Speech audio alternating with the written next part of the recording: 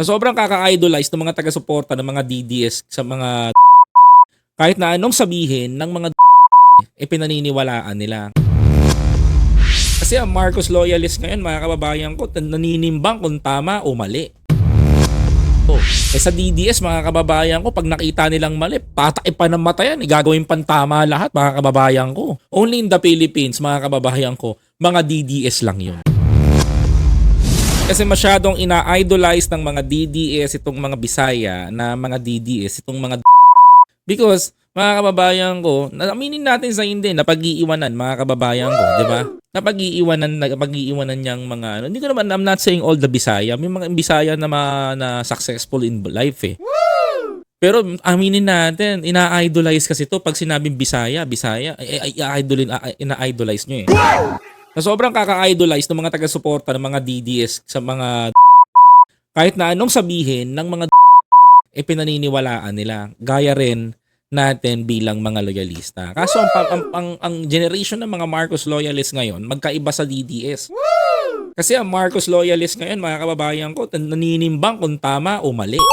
Mga kababayan ko. Sa DDS, mga kababayan ko, pag nakita nilang mali, patay pa ng mata yan. Gagawin pang tama lahat, mga kababayan ko. Biruin mo, sinasabi pa ng mga DDS na ang pagpatay ay hindi daw masama. Saka kayo makakita ng ganun.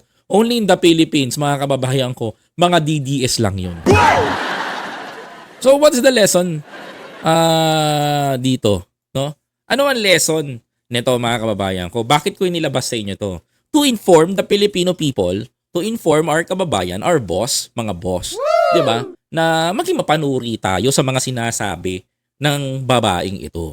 Kasi baka mamaya, mabitbit kayo, madala kayo, mapunta kayo doon sa mga naratibo na mali naman at hindi nyo naman nakikita yung konteksto. Ang problema dito, mga kababayan ko, basta napakinggan ninyo, paniniwalaan na ninyo. Maghanap tayo ng ebidensya. Merong mga ebidensya na magpapatunay na ang sinasabi nito ay walang katotohanan.